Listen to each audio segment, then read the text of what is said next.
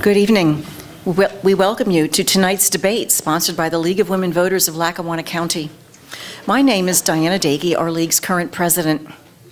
We want to thank the University of Scranton Political Science Department for co-sponsoring tonight's debate.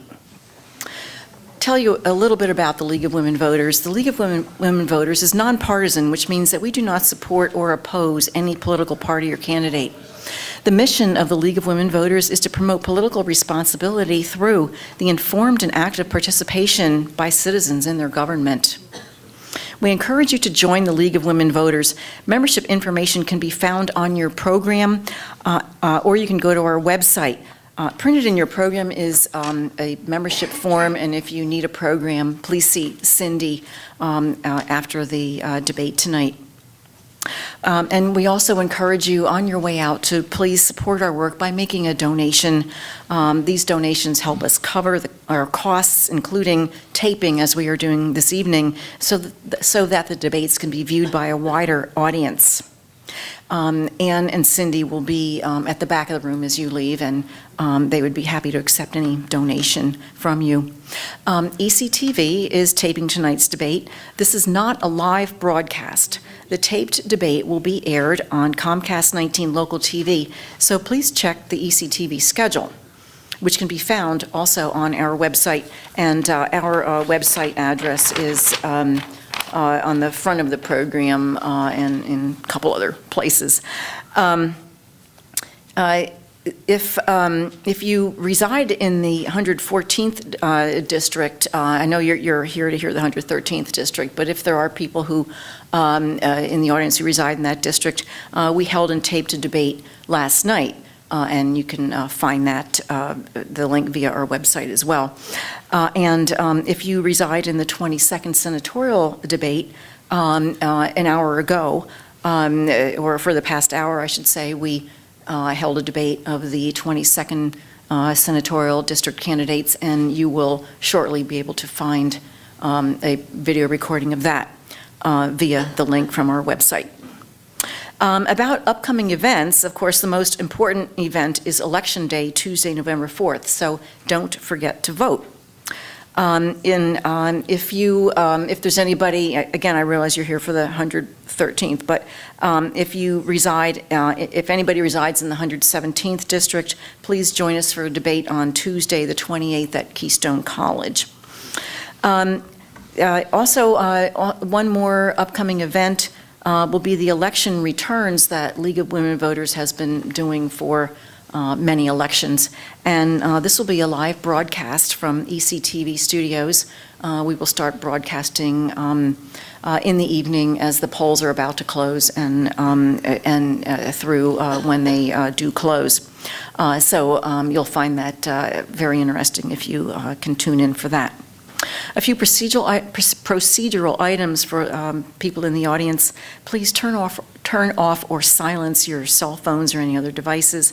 And please be aware of our policy that no person, candidate, or political group is allowed to use or edit any media from a League of Women Voters event for campaign purposes. Any use of media requires the express written approval of the League of Women Voters. No excerpts or sound bites may be taken from tonight's debate.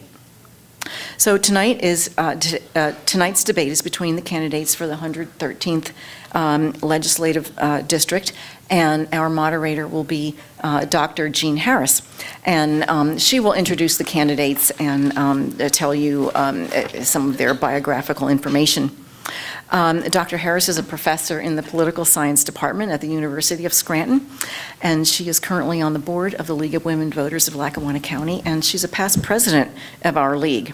Thank you, Jean.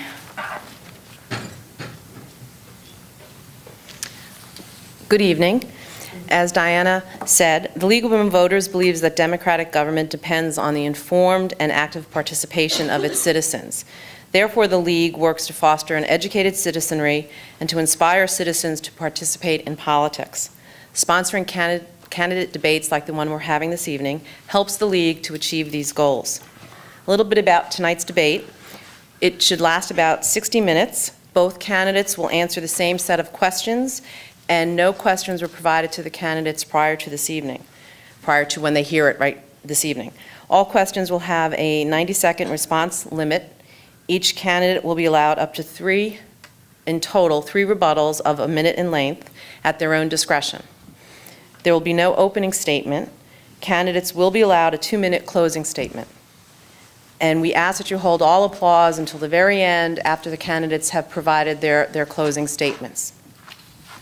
Now I would like to introduce the candidates competing for the 113th Legislative District, which encompasses portions of Scranton, Music, and Taylor, and all of South Abington Township, Clarks Green, and Troop.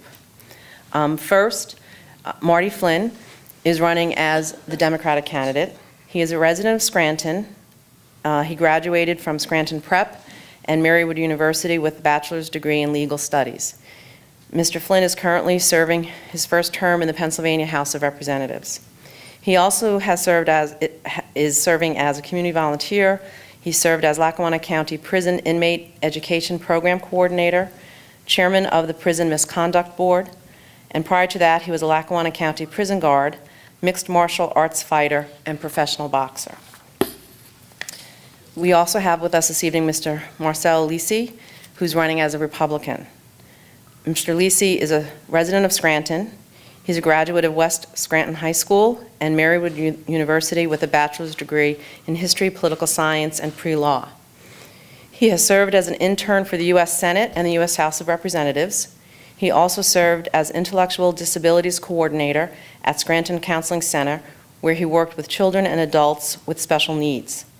He is a member of the Scranton chapter of UNICO, the Victor Alfieri Society, the Dante Literary Society, and a board member for the Pennsylvania for Human Life Scranton chapter and U.S. Selective Service System.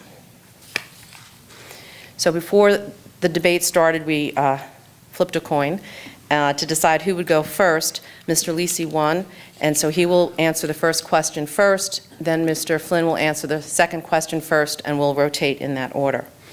If I can't be heard or I'm talking too quickly, please let me know. We're going to start talking a little bit about ethics. So the first question, which will be answered again by Mr. Lisi. Can you describe what it means to be a public servant who behaves ethically? Is there a difference between what is legal and what is ethical? Mr. Lisi. There is absolutely a fine line between what is legal and what is ethical. I also believe a public servant is somebody who should actually help the people. And right now, we have a very poor economy here in northeastern Pennsylvania, especially in the greater Scranton area. My opponent took this job back in 2012, Mr. Flynn. At the time, his salary was $82,026 a year. His salary has gone up. He has had an increase. It is now $84,012. A lot of people, their hours were cut because of the poor economy. Their pay has gone down. Some people have even lost their jobs. I've known many family and friends who have left this area for that exact reason. And my question is, you know, if people have to start tightening their belts and businesses have to start cutting back on their hours, how come our state legislature can't do that? How come they can't, bear the burden as much as the people are the voters? Thank you. And even though Mr. Lisi may be asking questions, mine are the ones that need to be answered this evening. So, and we will actually touch on that topic later. Thank you, Mr. Lisi. Mr. Flynn. Could you repeat the question? Sure. Can you describe what it means to be a public servant who behaves ethically? Is there a difference between what is legal and what is ethical? Yes, there is a difference between what is legal and what is ethical. I think the most important thing is transparency as a public servant, keeping everything open to the public and showing everything you're doing and having an open door policy. Whenever phone calls are given to you at your office, that you're prompt, you return them, you answer questions. And some things that do occur within the House of Representatives sometimes are legal, but ethically they're wrong. And that's something that one, as a representative, has to stand up for and always do what's ethically right for the people, even though it may be legal in terms of taking gifts and reporting things. And I think it's very important to be very transparent on that process. And I think I have been that way. Thank you. The second question, Over the past decade, Pennsylvania government has experienced numerous government scandals, many tied to campaign contributions and gifts.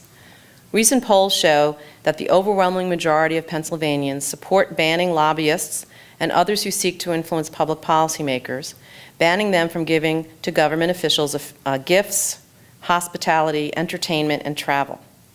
Currently, Pennsylvania is one of only 10 states that has no limits on such gifts. So the question is, and Mr. Flynn will answer first, what is your position on government officials receiving gifts? Should gifts be banned, limited, regulated? What's your position? I would support legislation for a gift ban. I could see a reasonable amount of, say, something worth $50 or less is something I think is reasonable. So if you helped an old lady get her handicap placard and she came in and brought you a plate full of cookies, you can accept them, and it wouldn't be a snub to her for doing so. But at the same time, do I think you should get free tickets to fly to the Super Bowl? No, I'm in total disagreement with gifts like that. So I am definitely in the support of a limited gift, receiving gifts, and quite possibly I would even support legislation for a total gift ban. Thank you. Mr. Lisi? I wouldn't just support legislation on a total gift ban. I would draft legislation on a total gift ban. And I just don't think it's right that, our state government is being influenced by the rich and powerful. I mean, people on the local level, the middle class, the lower class, we can't compete with that type of influence. And so I would definitely draft legislation for a complete gift ban. And, the senior citizens, if they bake us cookies, I'll just have to say, please hold the cookies and, try to help us enforce our legislation. Thank you. Thank you. We're going to talk a little bit about the minimum wage. 23 states, including all of Pennsylvania's neighboring states, have raised the state minimum wage in recent years. Pennsylvania's minimum wage remains at $7.25 an hour. The Times Tribune reported in October that more than 75,000 people in Northeast Pennsylvania, or about 20% of the workforce, labor for minimum wage that has an inflation-adjusted value, making it roughly 23% lower in real dollar value than it was in 1968. So the question is, and Mr. Lisi will answer this first, what is your position on increasing the state's minimum wage? I don't believe an increase in the minimum wage are going to address our issues. We don't have a wage problem. We have an unemployment problem. As the previous debate mentioned before, we have the highest unemployment rate in the state here in Lackawanna County, and we need to begin to reduce that. And so what I would like to do is try to reduce the tax burden for everybody, but also bring in more entities that also pay taxes. And over time, I believe that as we reduce taxes for businesses, we're actually going to increase revenue for this state, because we're going to have more businesses and more families coming to the great state of Pennsylvania to, pay these low taxes. And so I want to see taxes across the board, for all entities, but at a very low level that people and businesses could manage and budget for in the long term.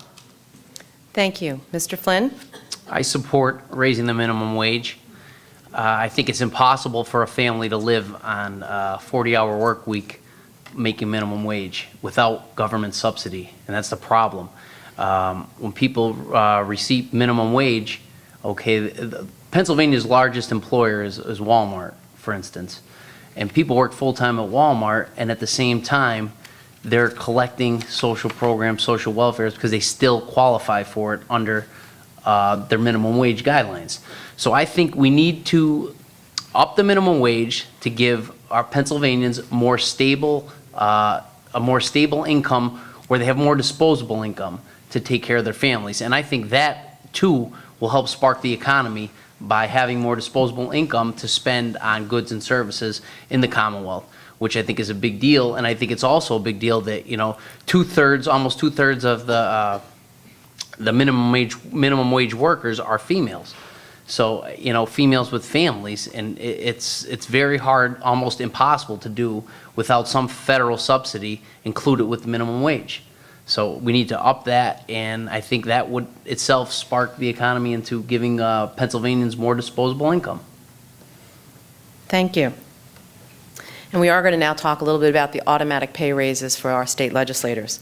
In November 2013, Pennsylvania state legislators saw the 18th annual 3% increase in their salaries as a form of a cost of living increase, a COLA. Pennsylvania legislators' base salary has risen from $47,000 in 1995 to $84,012 in 2014. The cost of living adjustment will raise retirement pensions of state legislators, the governor and his staff, as well as state judges, regardless of whether they later return all or part of their COLA increase to the state or a charity via a personal check, as some legislators do.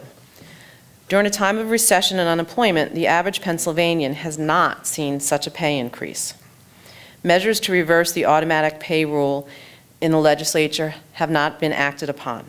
So the question, and Mr. Flynn will answer this first, the question is, please explain why you would or would not support the establishment of a nonpartisan, independent compensation commission to determine any future salary increases for state legislators and public officials. Mr. Flynn. I would support such a task. I do think, every year I donate mine to a charity. So do I think it's fair that all Pennsylvanians are suffering and we get a COLA increase? No, I don't. And that is something that I would support, be it by way of making a commission on it to study the subject and to find out what the best way is to bring a remedy to this situation. Because, you know, Pennsylvanians really are suffering out there. The economy hasn't been that great, and Pennsylvania has not bounced back. You know, as little as last week, we were found 50th in job creation. So we are hurting out there, and the state isn't moving in the right direction. Thank you. Mr. Lisi?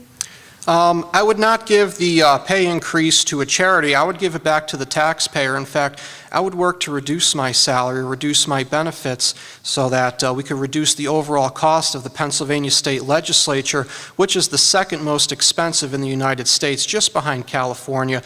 I think that's just unacceptable. We need to reduce the burden on the taxpayers and start giving them back their own money and let them spend it and pay their bills with it, which they're struggling to do right now because of the bad economy. But we need to reduce their tax burden and give them more of their money back. I'll take a pay cut because I want to help the people, not hurt them. Thank you. Talking about the cost and size of state government, Pennsylvania has the largest full-time legislature in the United States. Every now and then, and most legislatures are part-time, every now and then the legislature entertains the concept of reducing the number of House and Senate districts. If indeed this were to occur, the Pennsylvania Constitution would have to change. So it's a little bit of an involved process with at least 2 sessions of the legislature approving the same language before it would then go to the citizens to approve. The issue of changing the size of the state legislature got some traction this past summer when the House approved a bill to reduce the number of seats in the House from 203 to 153, and to reduce the number of seats, and the Senate State Government Committee put forward some ideas as well, but momentum was lost when the elimination of the office of Lieutenant Governor and reducing the number of state judgeships was added to the conversation about shrinking the size of the state legislature. Others have proposed reducing compensation and going to a part-time legislature, which, as I said, is the way most states handle their state legislature. So the question is, and we'll start with Mr. Lisi this time, what is your position with regard to calls to shrink the size and the cost of state legislatures? Are you willing to shrink the size? Absolutely. I'm willing to shrink the size of the Pennsylvania State Legislature. It's bloated and too expensive, and it hurts working Pennsylvania families. And my opponent, Mr. Flynn, he draws a line in the sand. He blames Republicans for all his problems and all of our problems. And I want to reach across the aisle. I want to work with Democrats. I want to work with my fellow Republicans. I want to work with independents. We need everybody on board on this because it takes the whole state to govern, not just one side. And so we really need to come to a consensus on this to reduce our state legislature and reduce our tax burdens and make it more efficient and make it more accountable and more effective. And yes, yes, I support a part-time state legislature with lower salaries for the legislators, but with a full-time heart and with full-time work ethic for the people. Thank you. Mr. Flynn? I actually voted yes to that bill that passed to reduce the legislature from 203 members to 153. And I'm in full support of that. I currently represent about 66,000 people in my district. If that bill passes, that will up it to about around 150,000 people. So that will cause, actually, studies have shown that it may cost the same amount, if not more, with staffing to take care of that bill. But I do think that reducing legislature could help things if done and implemented rightly. And I just want to note that I reached over on the other side of the aisle and voted with Republicans on that. Thank you. We're going to move to taxes and budgets. A drive to replace school property taxes with a combination of higher state sales tax and state income tax continues.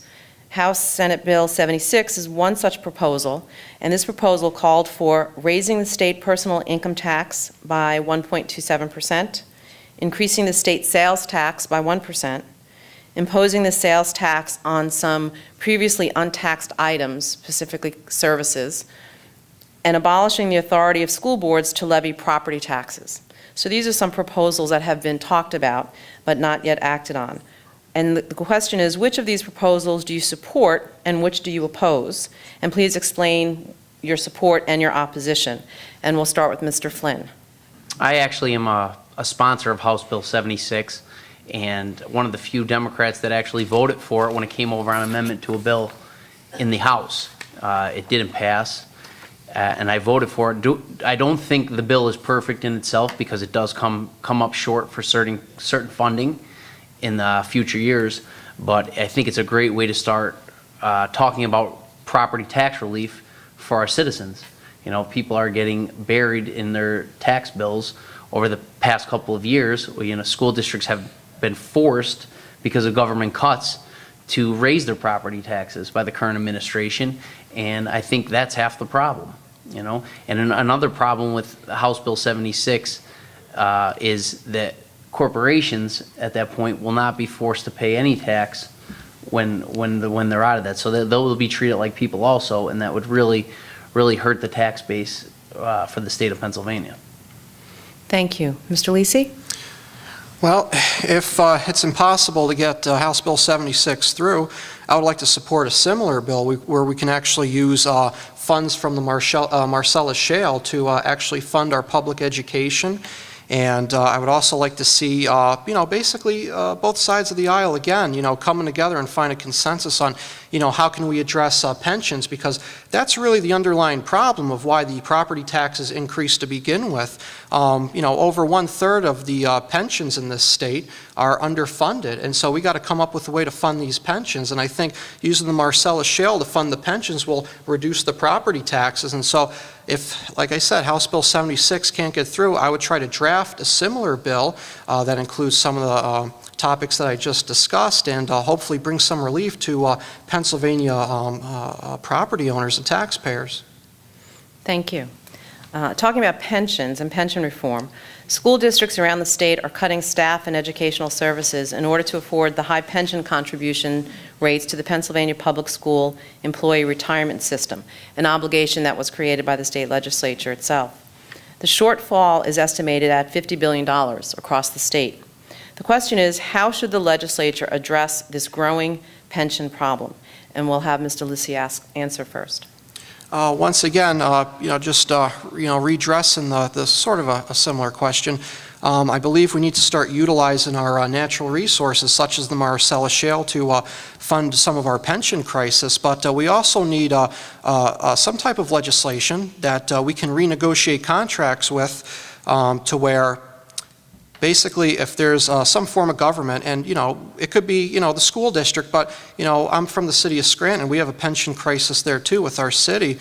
I'd like to see legislation where contracts can be renegotiated, with certain groups, so that a crisis doesn't occur and we don't further develop a crisis out of it. We need to really find a solution. And once again, we need all parties involved in this. We need employers, employees. We need, the taxpayers. We need everybody on board, and especially students in the school district. I don't want to see education suffer. I'm actually a former employee of the Scranton School District. I was a substitute teacher at one time, and I was also an employee of the Autism Support Program over at Isaac Tripp Elementary School, and I loved working there, and I love working with the children, but I don't want to see anybody get hurt by this, but it's going to take all parties to come to the table and renegotiate what our goals are and what our needs are so that everybody benefits. Thank you. Talking about the severance tax, do you support a severance tax on natural gas or other forms of natural resource extraction? I think I have to answer that, don't I? I'm sorry. I apologize, yes. Could you The pension question, Mr. Repeat the question. Sorry about that, Mr. Flynn. The school districts around the state are cutting staff and educational services in order to afford the high pension contributions to the state system. The shortfall is estimated at $50 billion across the state. So now, Mr. Flynn, how should the legislature address this growing pension problem? We addressed the problem in 2010 with Act 120. Problem being it's going to take years for it to be implemented. There's the current plan, Tobash plan, Representative Tobash's plan, has no immediate effect on helping the pension plan. What we need to do is we need to pay our obligation. All the workers, all the teachers, PSERS, SERS, have paid their fair share. We, the state, haven't. We've Governor Corbett collared back the pension payment currently, which is going to end up costing millions more in the long run. The only thing I could see is basically upping maybe an employee contribution throughout the board to help pay it back, or maybe floating a bond to possibly pay it back. Because when the market dipped in 2008 and Pennsylvania wasn't making it, we were changing money to the general fund, we were doing other things with the money, we weren't making our contribution, and it ended up costing us billions and billions of dollars. And that kind of fiscal irresponsibility, along with collaring back the pension payment this year, I think is not the right direction to move. We need to pay what we owe, and the state needs new revenue sources, and we need to move forward and pay our pension costs. Thank you. And now we'll get to the severance tax. Do you support a severance tax on natural gas or other forms of natural resource extraction? Why or why not? And if Pennsylvania were to enact a severance tax, how would you recommend the funds be distributed? Well, and this time, I'm sorry, but Mr. Flynn goes first. Okay. Yes, I believe that we should have a natural gas tax. Currently, all we do is have an impact fee, which is based on the holes drilled in Pennsylvania. We need a severance tax that is paid by the purchaser of the gas. And I believe about 5% is the right. I think it would after 3 years raise about almost $1 billion for the state of Pennsylvania. And I think that money should be used for education to help restore the $900 million cuts the Corbett administration has made over the past 3 years, 3.5 to 4 years. And I think that's the most important thing we do. We did lose federal stimulus money, but at the same time, we didn't find another revenue stream to help offset those cuts. We had 20,000 education sector jobs cut, and it's really affected the school districts. We need a fair funding formula. Your zip code shouldn't determine your education, and we need to provide a good public education for our citizens. And I think a great way to do it would be with a Marcellus shale tax. And I think 5% is about accurate. Thank you. Mr. Lisi? Well, I actually support charter schools, and I believe that's going to give students and families the independence and freedom to decide where their children go to school at. I don't think Mr. Flynn agrees with that specific issue, but I thought I would just bring it up. But yes, I do support taxing the Marcellus shale. I don't have a number at this point in time because I really got to reach across the aisle again and work with Democrats, Independents, and Republicans and negotiate a fair deal. And part of that deal would be if we have a tax on Marcellus Shale to help fund our public school system, and maybe some infrastructure projects that I would like to see done, especially here in Lackawanna County. You know, it seems like every day we're closing a bridge around here. But I would also like to see our state's corporate tax decreased. It's the second highest in the nation. It's 9.99%. It deters businesses, jobs, and families from, once again, the great state of Pennsylvania. So if we're going to have a Marcellus shale tax, then I want to see our corporate tax lowered so that we could bring in more businesses and more jobs so that we can help working Pennsylvanians and help our students too, because it's not just putting money into the classroom to help children, but putting money into their homes and giving money to their parents to help raise them.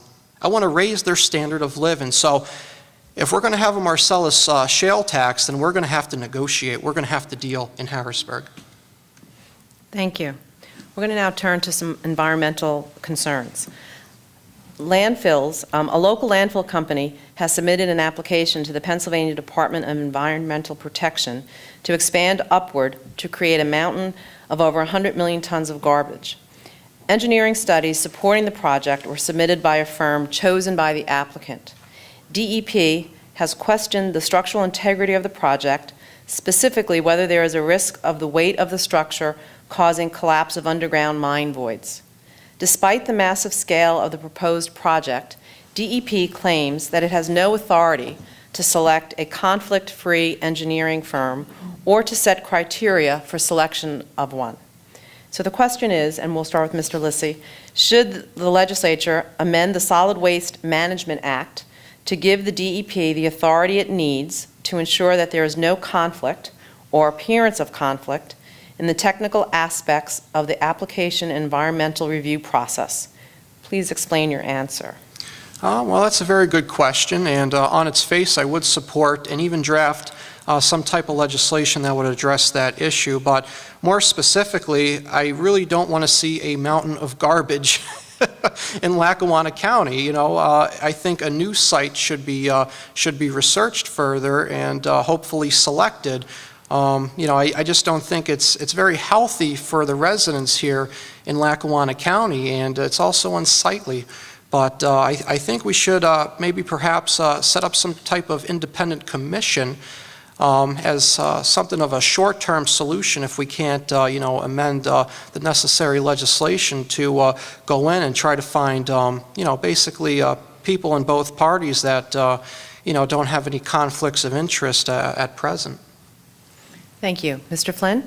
I think if legally the company that gave that research and gave that proposal, if they're held responsible for that engineering study or whatever study was performed, I don't see you needing any more than that. But the integrity of it is that maybe a third party coming in and doing another for transparency. Transparency is always a good thing for something like that to be done. You know, I don't think anybody wants to see a pile of garbage, but the landfill that we're talking about is already there. It's been there. It's there before the people that have it now had it. It's been part of the area for so long. There's over 150 jobs that are part of that landfill, and also I know it's run at a very state-of-the-art facility they've been working with the EPA for years. So I think as long as the EPA sees what they're doing is above board and they're doing their jobs, I don't think it's necessarily a bad thing, but I don't know if you can single them out, if that's even legal. So, you know, we'd have to look at that situation and assess it. Thank you. Continuing with environmental concerns. Methane leakage associated with the natural gas drilling is harming air quality and threatens to undo the potential climate benefits of using natural gas in place of other fossil fuels. Earlier this year, Colorado adopted rules crafted by a coalition of energy companies and environmental groups. The regulations and rules require oil and gas companies to use available technologies to reduce methane emissions and other air pollution from their operations. Other gas-producing states, including Ohio, have begun to consider regulations based on this Colorado model. The question is, and we'll start with Mr. Flynn, realizing that Pennsylvania is one of the nation's largest and fastest growing natural gas producers, if elected, would you support development, or re-elected, would you support the development of new rules that would require natural gas companies to employ cost-effective technologies and practices to reduce methane emissions? Yes, I would. And I believe that there's already 2/3 of the drilling places that have actually implemented some methane reducing technology. Since 2011, I've seen statistics that there's a 99% increase from 2011 in the reclamation of methane, and 2/3 of the companies use this technology. So I think it's a great thing that companies are being responsible, environmentally responsible, in doing the drill. As we all know, fracking is a relatively young process, so it's important that we do it responsibly. And I think adopting a Colorado method will probably be beneficial to all Pennsylvanians and all companies. And it's not like the methane gas isn't useful too. The reclamation, that can even be profitable in itself too. So I think it's a bonus. Thank you. Mr. Lisi? Actually, fracking natural gas is a half a century's old practice, and every year we get better and better at it and more efficient. And so what I would like to see us do, the state of Pennsylvania, is try to form some sort of consortium with other states and see what their processes are, and even overseas, other nations, because we're not just competing with, other states in the union here, we're competing with the rest of the world here in northeastern Pennsylvania. And so we need the best and the brightest, and we need the top-of-the-line technology to really do that. And so what I would like to see is actually an increase in funding for natural environment protection, and also for the development of technologies that will protect the environment. And I want to see that money come right here to Lackawanna County. I want to see our universities benefit from it. I want to see our students stay in the area and have jobs doing this and not have to, move away like most of my family and friends have. And so that's what I'm going to do if I become the next state representative for Scranton, South Abington, and Clarks Green.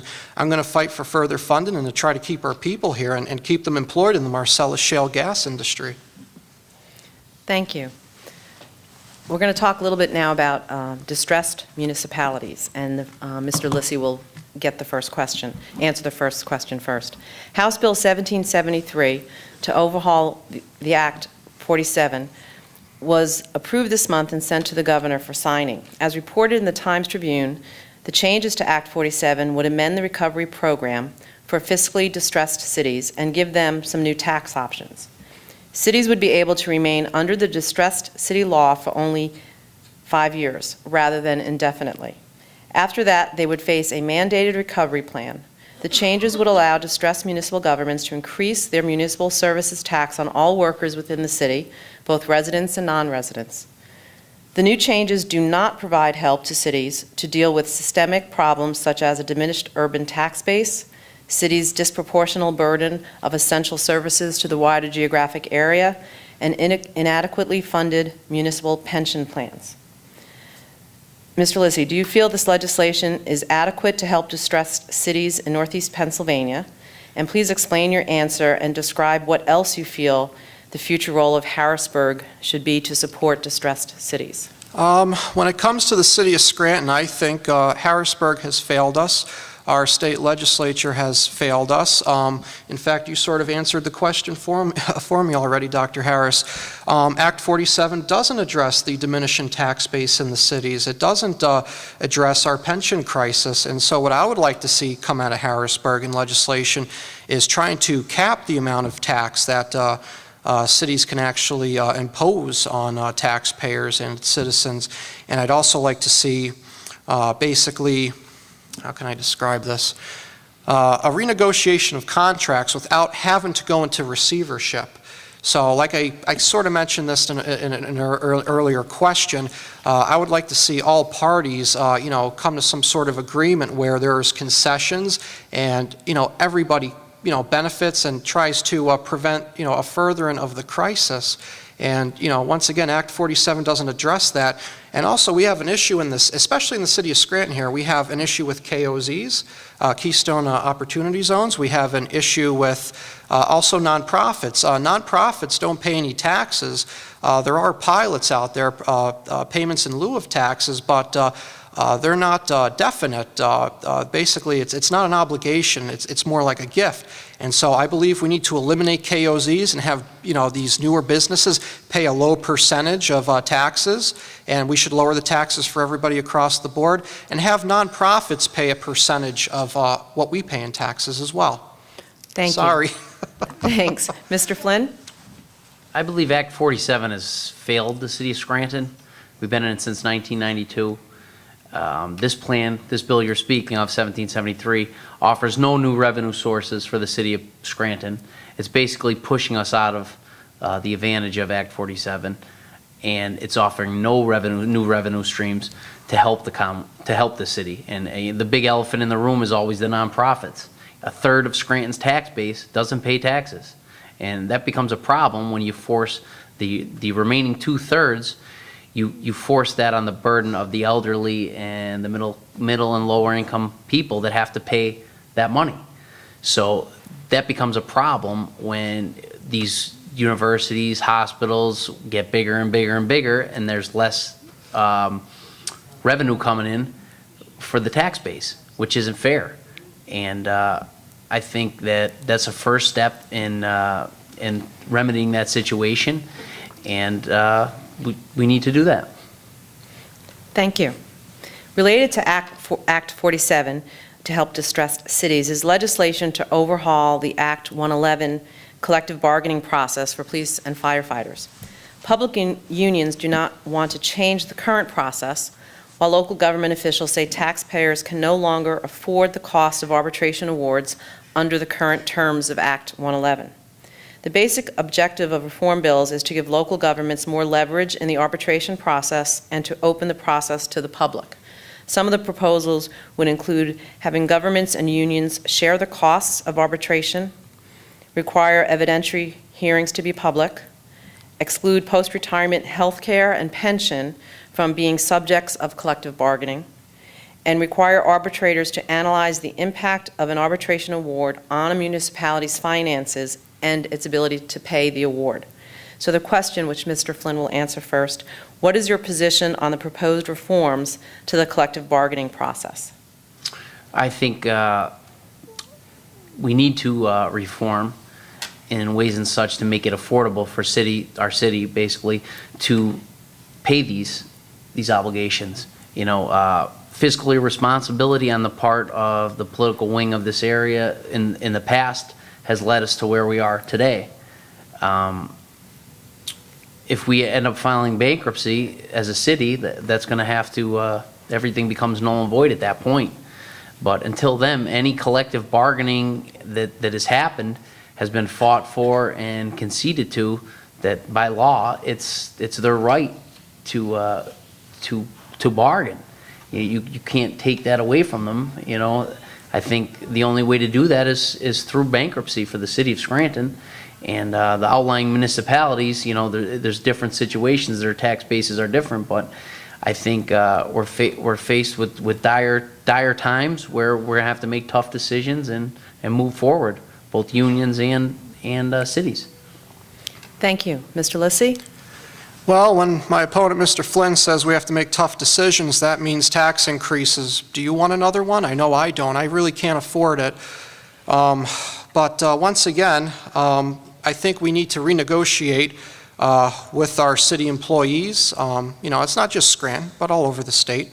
Employers, employees, and taxpayers need to be basically brought to the table, and they need to renegotiate once again what their goals and what their needs are, so that everybody benefits. Just saying, oh well, that's theirs, let them have it, let's raise the taxes, and and if that don't work, we'll declare bankruptcy. Well, that's not really a solution to a problem. We need solutions to problems. And so trying to have a reproach with the public sector employees and our local government, and once again our taxpayers, is paramount. And that's what I would like to see happen. And That's basically it. I mean, really, if we declare bankruptcy, that's going to hurt us in the long term, and if we raise the taxes, that's going to hurt us in the long term as well.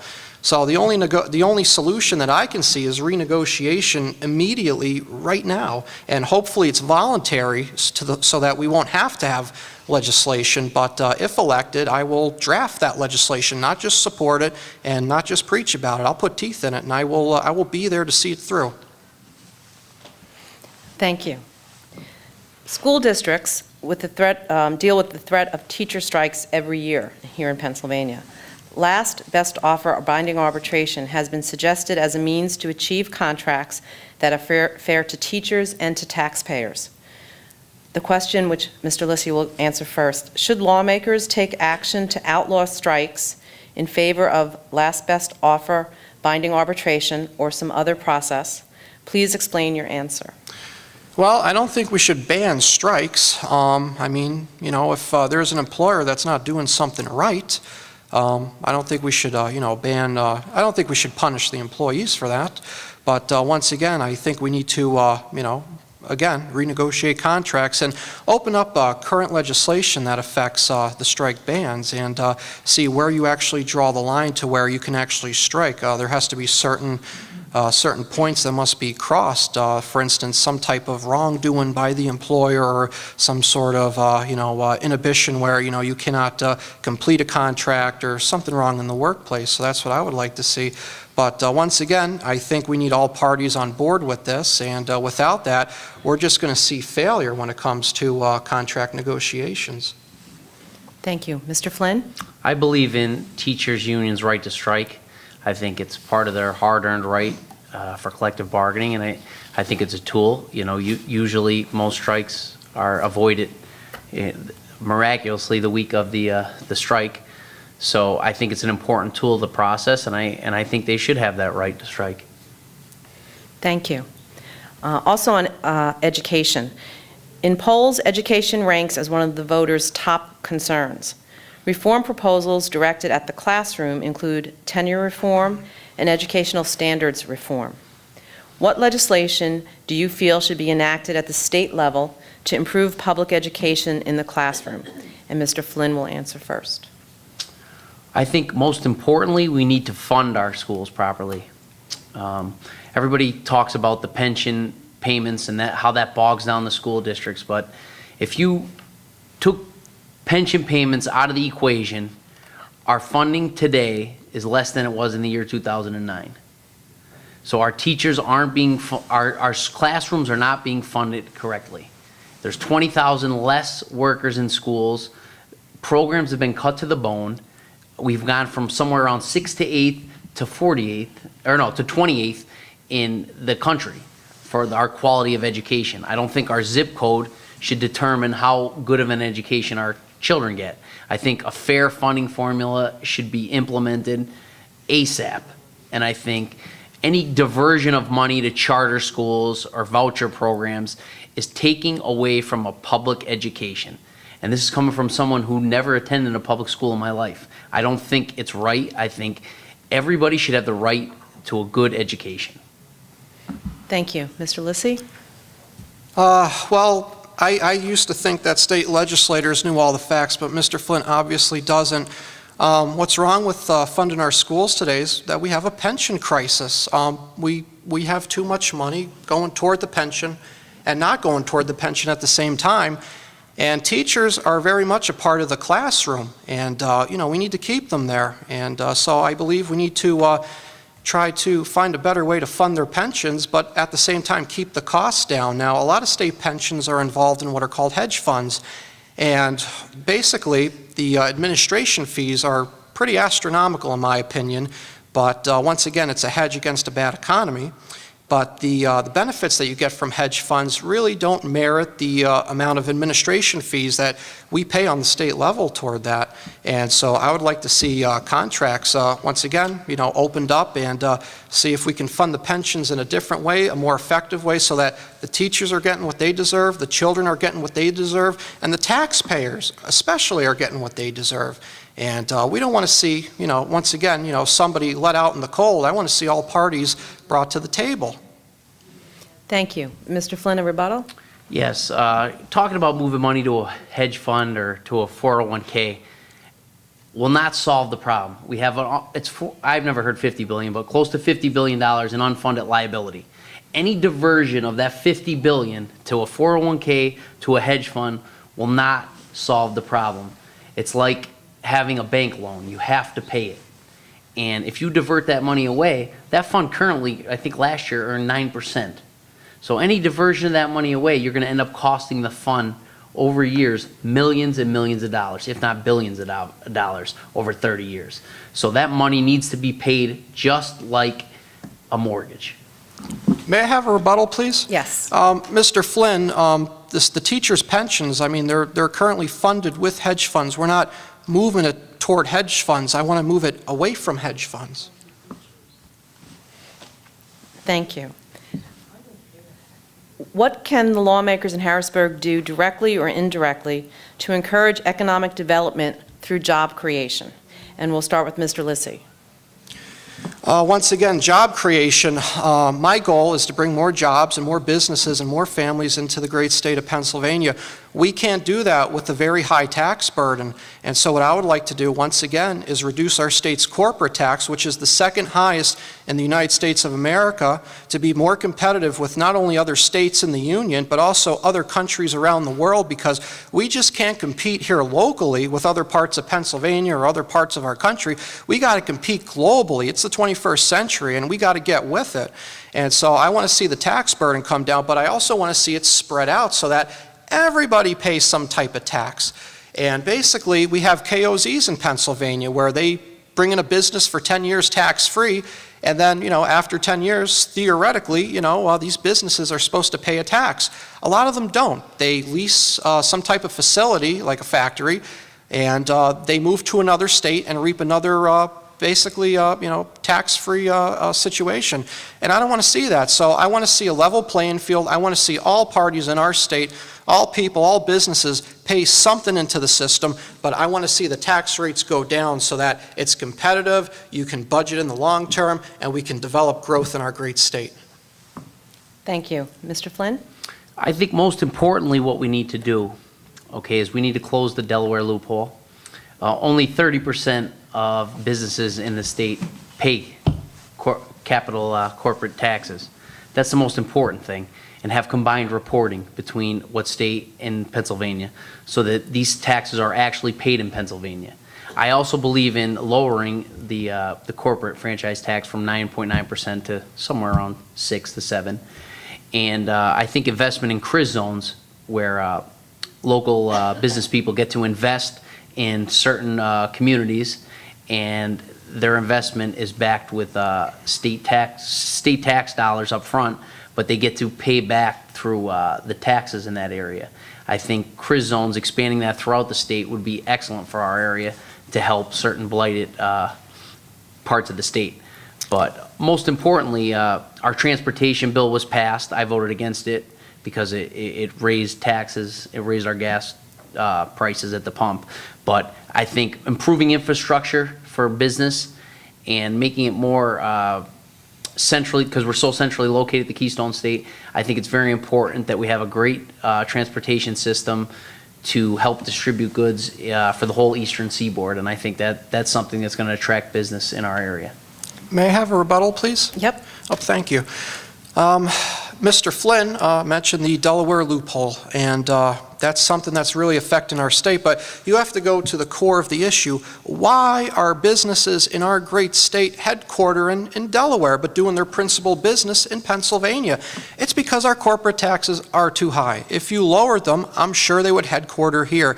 You have to be more competitive with other states. You have to be more competitive with other parts of the world. Otherwise, you're going to suffer. You have to compete. You got to fight to keep those jobs here. You got to fight to keep the people and the businesses here.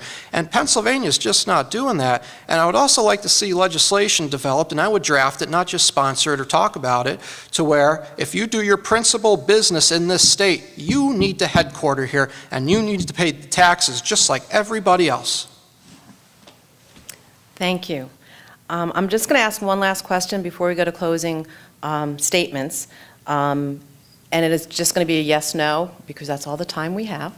And the question is, dealing with voter registration online. Most Pennsylvanians believe that they already are permitted to register to vote online. 24 states now permit voters to register online. Online voter registration has proven to provide major cost savings to state and county election agencies, made voter registration data more secure and accurate, increased agency efficiency, and made it easier for voters to register and update their registration. So again, we're talking about online registration, not online voting. And so the question to both of you, starting with Mr. Flynn, with just a yes or no answer, do you support allowing online voter registration in the state? Yes. Mr. Lisi? I do not support online registration in the state of Pennsylvania. Thank you. Wait, no, I'm not done. I support mandatory voter registration in the state of Pennsylvania. Every single Pennsylvanian should be registered to vote over the age of 18. Shouldn't be an option. They should have that freedom already.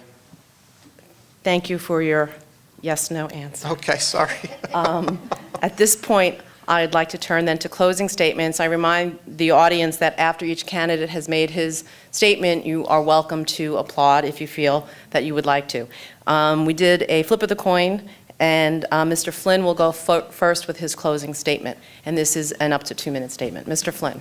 I'd just like to first thank Dr. Harris for having me in the League of Women Voters. It's been an honor and a privilege to be here. This past 2 years has actually been flattering. I feel honored to have served you, and I'd like to do it again. I fought for the last 2 years. I've had 7 pieces of legislation passed and implemented. I've introduced my own legislation, over 6 bills, and it's been a very, very fast learning curve. I think I've done a good job. My office, my constituent tracking system numbers, my first 14 months in office, I did more work than my predecessor in 5 years. So my numbers have shown that my constituent service, my office, my staff have done an excellent job. I take my job very seriously. I give it 100%, and I would like to do it again. Thank you. Thank you. Mr. Lisi? Well, I don't think Mr. Flynn deserves another term. He's done a terrible job. I'm not just a candidate. I'm a constituent. I'm a voter. I'm the last one in my family to live in the city of Scranton. I come from 4 proud generations of Scrantonians. I'm tired. I'm tired of watching my family and friends move because the government locally here just can't cut it. They just can't help people. They know how to hurt us, but they don't know how to help us. I want to go to Harrisburg and help my people. I want to help the people of Scranton. I want to help the people of South Abington. I want to help the people of Clarks Green. I want to help everybody in the 113th District. I want to make the greater Scranton area the greatest part, not only in the state of Pennsylvania, not only in the country, but in the world. And I want to see a quality of life rise. I want to see families back in homes again and stop being chopped up into apartments. I want to see clean streets. I want to see basically happiness come back to this area. But you can't do that if the government continues to grow, if your taxes continue to rise, and if your politicians like Marty Flynn continue to sit on their big butt and collect a big fat paycheck. We can't have this anymore. It has to stop. Otherwise, I'll have to leave too, and your population will decline. This will turn into an economic backwater, and it'll be a ghost town someday. I don't want to see that. We don't have to see that. I'll fight to reverse it. We're going to make this part of the state the greatest. Thank you. I want to thank the candidates.